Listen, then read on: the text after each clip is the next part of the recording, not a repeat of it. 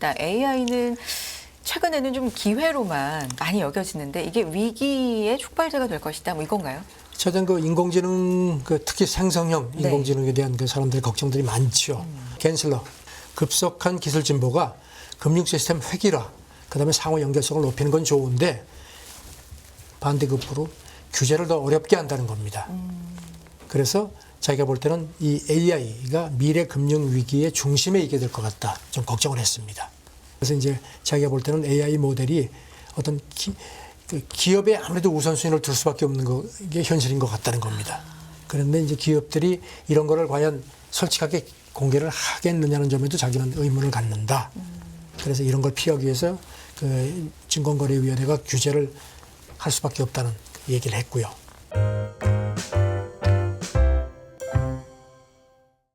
네, 매일매일 다양한 국제 뉴스 업데이트 해주고 계십니다. 선재규 선임 기자 함께합니다. 기자님 어서 오세요. 안녕하세요. 안녕하세요. 네. 우리도 이제 카눈이 한반도를 관통한다고 해서 걱정이 참 많은데 오늘 날씨 얘기가 좀 여러 개가 준비가 되어 있는데요. 먼저 중국 곡창지대 헤이룽장성이 홍수 피해가 심각한데 또 태풍까지 온다고요? 중국 동부, 네. 동북 쪽에 제일 큰 곡창지대가 이제 헤이룽장성인데요. 네. 거기 있는 그 숭화장, 이게 이제 우리는 이제 송화강으로 잘 알려져 있죠. 여기 이미 홍수가 발생을 했습니다. 그런데 네. 이제 그리고 또 지난번에 그 태풍 독수리 때문에 그때 뭐 홍수가 나서 뭐 피해도 발생하고 했는데 지금 여기에 이제 6호 태풍 그 카눈까지 지금 북상 중이죠. 그래서 중국 당국이 지금 초비상입니다.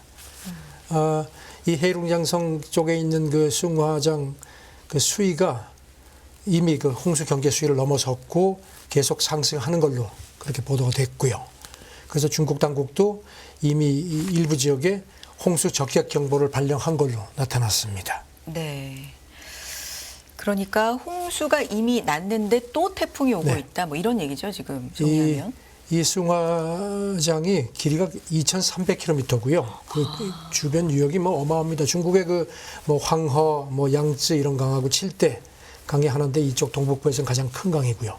이게 이제 백두산에서 발원해가지고 쭉 해서 그 러시아 극동 쪽으로 가는데요. 네. 예, 그 주변에 이제 인구 한 1,000만 명인 그 헤이룽장 성도가 하얼빈이죠. 그다음에 네. 지린성 제2도시 지린시 같은 게 있기 때문에 홍수가 이제 본격적으로 발생하게 되면 이건 뭐 인명 피해도 심각한 겁니다. 네. 이미 사망자가 났고요. 곡창지대로 알려졌기 때문에 그 후폭풍이 조금 더 예. 있을 것 같아요. 지금 카눈이 이제 네. 우리도 내일 통과한다고 맞습니다. 하는데 예, 엄청나게 피를 동반할 걸로 지금 예보가 돼 있고요. 내일 이제 중국 쪽에서 보는 거는 이제 한반도 통과하고 나서 모레 지린성에 오고 토요일에는 헤이룽장성까지 도달할 걸로 이제 중국 그 기상청이 예보를 하고 있습니다. 이달 초에 뭐 기록적으로 폭우가 많아서 이미 농경지가 많이 침수가 됐는데 이 중국 동북 지역이 보면은 그 동북 삼성이죠. 헤이룽장, 지린, 랴오닝성, 그다음에 네이멍구 동부에 이런 게 이제 중국의 동북 곡창지대인데 그 중국 전체 그 곡물 생산의 25%를 차지하니까요. 여기가 지금 홍수 피해가 더 겹치게 되면은 이제 중국 식량 사정도 악화가 될 수 있다는 점에서 이렇게 되면 이제 중국 식량 사정이 악화라는 것은 전 세계 그 곡물 시장에 영향을 줄 수밖에 없죠. 그렇죠. 곡물 가격에도 좀 영향이 있을 것 같고요. 여러 가지로 태풍 카눈에는 좀 우리도 그렇고 네. 대비를 잘 해야 될 것 같은데 중국은 근데 일주일째 폭우가 온다고요? 네, 지난달 말부터 지금 중국 뭐 곳곳에 지금 비가 엄청납니다. 네. 그래서 중국 매체 보도를 어제 보도를 보니까 최소한 11개 하천, 이 숭화 포함해서 범람 위기를 맞고 있다는 겁니다. 그래서 지금 헤이룽장성뿐만 아니라 이쪽 뭐 산시성, 그 서남부 충칭시 근처도 그렇고 그다음 남쪽에 있는 광시 장족 자치구 쪽도 그렇고 하는 상황인데 지금 뭐 산사태도 발생하고 해서요. 이게 참 중국 전역이 한때는 뭐 폭염 때문에 막 그냥 그러다가 그러니까요. 또 이렇게 또 이번에는 또 이제 홍수 때문에 걱정들이 많습니다. 네. 일주일째면 홍수가 난 것도 이미 많고 또 앞서서 말씀드렸지만 태풍의 피해까지도 있을 거고요. 요새는 뭐 비가 오면은 뭐 500mm 뭐 이런 건 뭐 이런 것들이 뭐 옛날하고 다르죠. 네. 그냥 그야말로 물을 갖다 붓는 식으로 비가 오니까요. 무섭습니다, 진짜. 그 네, 기후 위기 빗길 있다 탓입니다. 보면. 네, 여러 번 말씀드리지만요. 미국 동부 얘기도 좀 해볼까요? 여기는 토네이도가 비상이라고요. 미국도 뭐 계속 지금 특히 그 동북부 지역도 네. 계속 하는데 이제 우리 시각으로 어제 새벽에 미국 그 동북 쪽, 뭐 워싱턴 뭐 이쪽, 웨스트 버지니아, 노스캐롤라이나, 뉴저지 쪽에 토네이도 주의보가 내려졌고요. 특히 워싱턴 D.C. 쪽에는 10년 사이 가장 강한 그 레벨 4 그 경보가 내려졌습니다. 그래서 워싱턴 D.C.에 있는 그 연방 정부 사무실도 그러니까 현지 시간으로 이제 어제 오후니까 우리 시간으로 오늘 새벽에 일찍 문을 닫았습니다. 네. 오늘 새벽에 조금 전에 들어온 외신을 보니까요, 토네이도가 이제 엄습을 하기 시작해서 항공편이 뭐 한 2,600편 이상 취소되고 한 8,000편 정도는 지연이 됐고요. 40만 가구 정도 이상이 정전된 걸로 나타났는데 워싱턴 포스트는 태풍 피해가 그래도 이제 워낙 경계를 해서 그런지 걱정했던 것만큼 심각하지는 않다 이렇게 보도를 했습니다. 네. 일단 토네이도 때문에 미국 동부 일대 한 1억 2천만 명 정도가 잠재적인 그 피해 영향권에 놓인 걸로 CNN이 보도를 했고요. 강풍 피해에 대한 그 경고들도 많고요. 네, 확실히 이런 부분은 좀 심하다 할 정도로 대비를 해놔야 그렇죠. 네, 그나마 피해를 좀 줄일 수 있는 것 같아요. 워싱턴 D.C.하고 버지니아는 지난 주말에도 네. 폭우 피해가 심각했고요. 그다음에 지난달에는 그 시카고하고 펜실베니아 쪽 이쪽도 토네이도가 이미 왔었고요.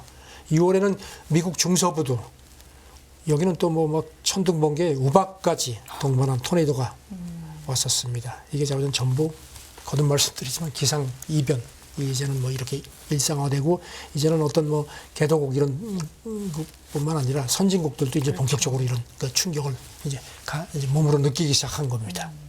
폭우, 뭐 홍수, 태풍 이런 얘기를 좀 중국도 그렇고 미국도 그렇고요 좀 해봤는데 그런가 하면 장기 가뭄에 시달리는 국가들도 많네요. 네, 참 이게 아침부터 이렇게 좀 듣기 좋으신 소식은 아닌데요. 월스트리트저널이 정리를 했는데 네. 지중해 국가들은 이렇게 지금 또 여긴 또 가뭄이 계속돼 가지고 특히 그 식수 확보가 상당히 초비상이라는 보도입니다. 바르셀로나 하면 참 아름다운 도시고 맞아요. 관광도 많이 가는데 이 스페인 바르셀로나가 지금 뭐 식수 확보가 그야말로 절박한 상황이라는 보도입니다. 수돗물의 한 5분의 1은 이제 바닷물에서 염분을 빼서 쓰고 있고요. 그다음에 한 다른 5분의 1은 화장실에서 나온 폐수 같은 거를 정화해 가지고 섞어서 쓴다는 겁니다.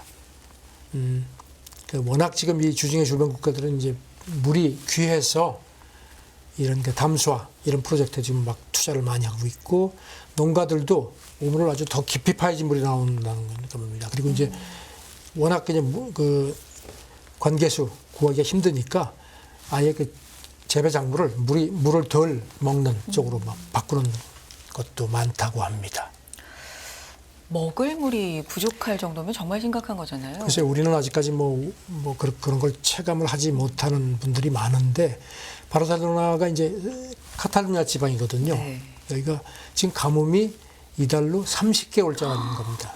그래서 그렇습니까? 와. 여기 이제 가장 큰 네. 저수지가 사우라는 저수지가 있는데 올해 초에 이제 지금 이제 물이 꽉 차야 할 그 기준의 6%밖에 안 돼가지고 1960년대 이 저수지를 만들었을 때 그때 이제 중세 교회가 수몰이 됐었는데 그 종탑이 다시 나타났다고 합니다.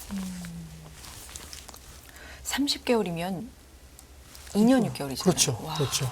그 스페인 수자원 청장 얘기가 네. 물이 갈수록 줄어든다. 그러면서 이제는 어떤 물에 대한 사고 방식을 바꿔야 한다. 식수하면은 뭐 이렇게 깨끗한 물만 생각하는 게 아니라 이제 정수하고 이렇게 해서 하는 것도 우리가 마실 수밖에 없는 상황이니까 그렇게 이해를 해달라는 겁니다.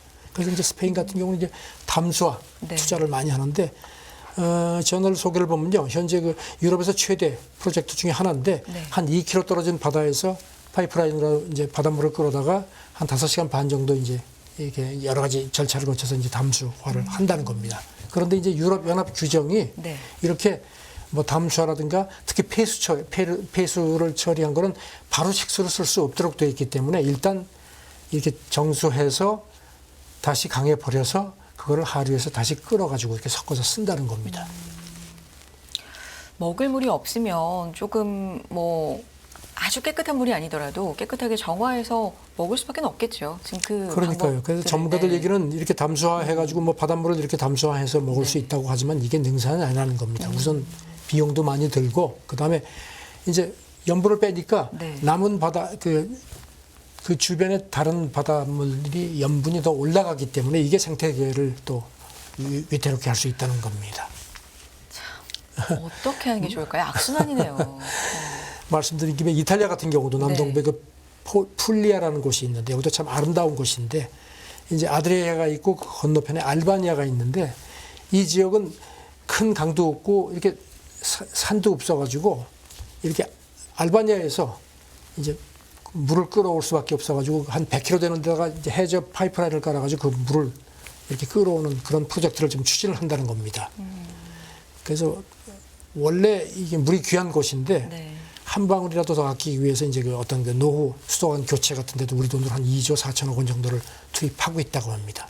그리고 이탈리아에서는 가장 큰 그 담수화 플랜트도 이제 이 지역에서 만든다고 하는데 참 물 부족 심각합니다.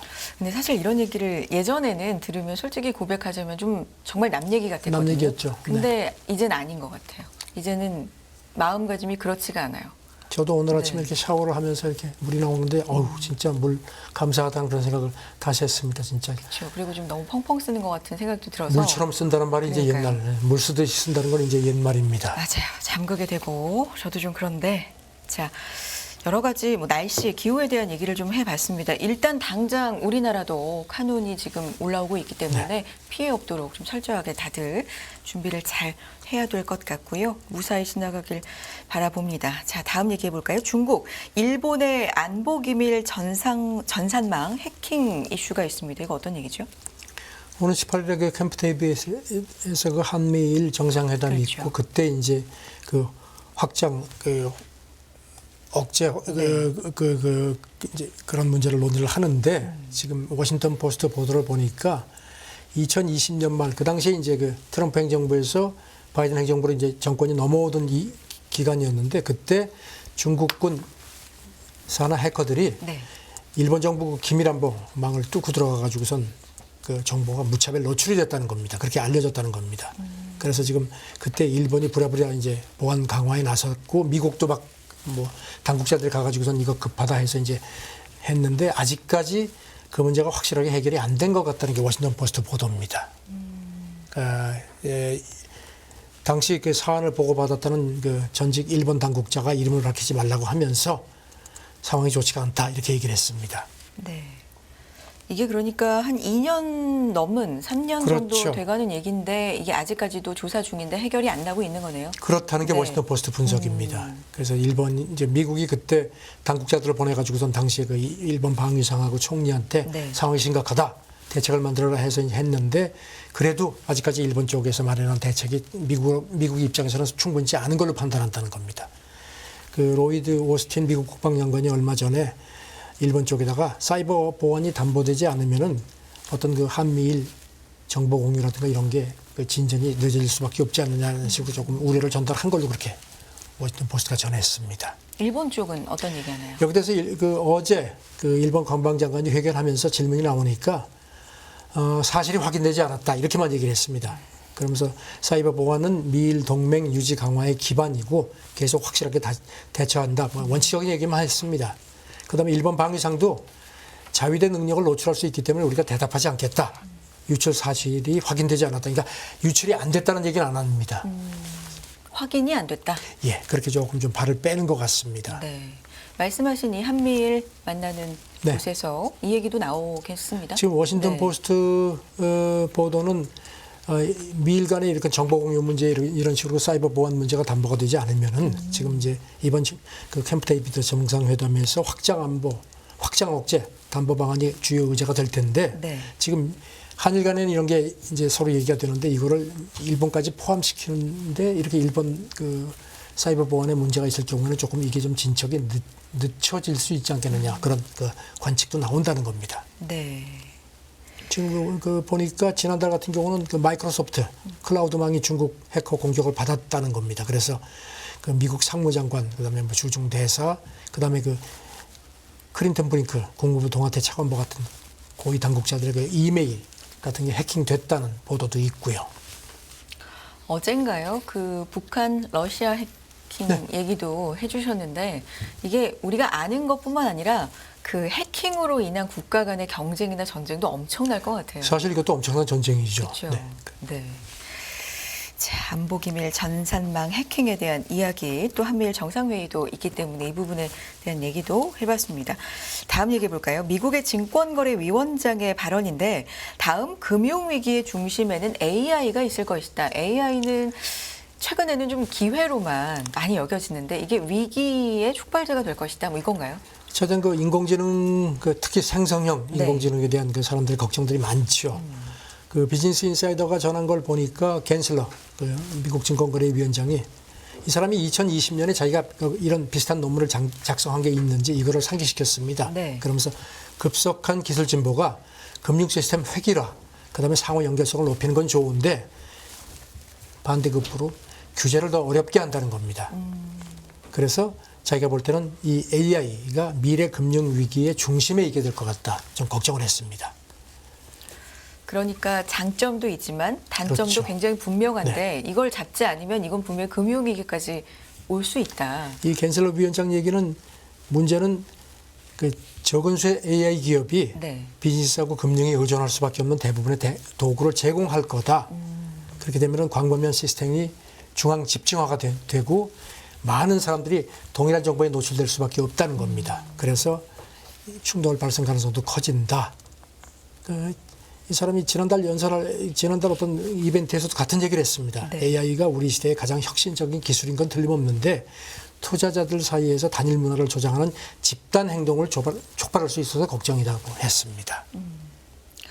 그리고 뭐 AI 모델이 투자자보다 기업 우선순위를 앞세운다 이런 얘기를 했네요. 이건 어떤 뜻일까요? 그리고 이렇게 통합이 되니까 네. 어떤 부분에서 위험이 생기면 이게 금방 전개될 수 있는 것도 있고 그래서 자기가 볼 때는 AI 모델이 어떤 기업에 아무래도 우선순위를 둘 수밖에 없는 게 현실인 것 같다는 겁니다. 그런데 기업들이 이런 거를 과연 솔직하게 공개를 하겠느냐는 점에도 자기는 의문을 갖는다. 그래서 이런 걸 피하기 위해서 그 증권거래위원회가 규제를 할 수밖에 없다는 얘기를 했고요. 그리고 투자자보다는 어떤 그 브로커 이런 쪽을 AI 그 공급사들이 우선하면 안 된다는 겁니다. AI가 지금보다 훨씬 더 이제 확산이 되겠죠. 아무래도 그렇죠. 네. 그렇게 되면 될수록 실질적인 문제들이 좀 나올 것 같다는 생각도 그리고 듭니다. 어떤 네. 그 기업 투자자들도 이런 게 회사들도 알고리즘에 많이 의존을 하게 될 텐데 그렇게 되면 어떤 거기에 대한 충성 의무가 있다는 걸 잊으면 안 된다는 겁니다. 그러니까 그런 쪽에서 너무 획일화된 시스템에 얽혀 있는 건 곤란하다는 그런 지적을 했습니다. 그러니까 이거는 증권거래위원회가 규제를 강화할 수밖에 없다는 그런 요지인 걸로 보입니다. 그러니까 인간의 어떤 줏대라고 할까요? 기준이라고 할까요? 이런 걸 좀 명확하게 세우고 철학을 세우고 어제도 말씀드렸죠. 일본 정부가 네. 그런 지침 만든다고요. 네. 그러니까 어떤 그런 판단력 같은 거 그리고 윤리 이런 데 대한 그런 그 교육을 더 강화를 할 필요가 있다는 얘기입니다. 같은 맥락으로 보입니다. 이런 얘기는 문제 제기는 조금 계속해서 좀 많이 나올 것 같다라는 그렇습니다. 생각이 듭니다. 네. 이 얘기로 넘어가 볼까요? 트럼프 전 대통령 성폭행 피해자 상대 맞소송도 패배했다. 그렇습니까? 네. 뭐 끊이지 않네요. 얘기가. 네. 패션 칼럼니스트 그 캐럴이라는 사람을 해서 27년 전 성폭행 의혹 관련 이 사람이 그 소송을 제기했죠. 왜냐하면 사실 소송 시효는 지났는데 뉴욕 주 의회가 작년에 1년간 소송 만료와 관계없이 뉴욕에 제소를 하면은 우리가 인정한다고 했거든요. 그러니까 이 캐럴이 즉각 뉴욕 남부 연방제법에다 제소를 했죠. 네. 그러니까 트럼프는 또 자기 명예를 훼손했다고, 그러니까 자기가 성폭행했다는 주장을 자꾸 하니까 그래서 또 소송을 했는데 트럼프가 캐럴이 제소한 성폭행 민사소송에서 판결에서 졌거든요. 네. 그랬는데 이 캐럴이 그러고든 그쪽 트럼프 쪽 주장은 뭔가 하면요. 성폭행은 아니고 성추행 의혹만 인정을 했다. 이렇게 얘기를 했는데 계속 성폭행 주장을 하니까 내 명예훼손한다고 또 소송을 또 제기한 겁니다. 거기서도 네. 졌습니다. 아유 복잡하네요 참.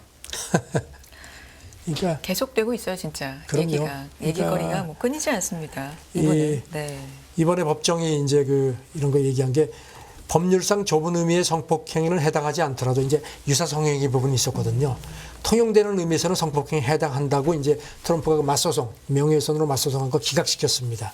그러니까 트럼프는 뭐 또 지고 나서도 방송 회견에서 모두가 거짓이다, 조작이다, 거듭 똑같은 주장을 하네요. 차기의 유력한 대권 주제 뭐 아직 정해지진 않았습니다만 그렇지 않습니까?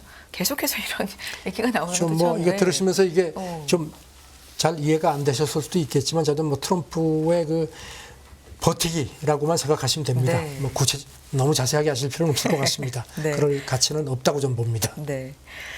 자, 또 관련된 얘기로 이런 것도 있네요.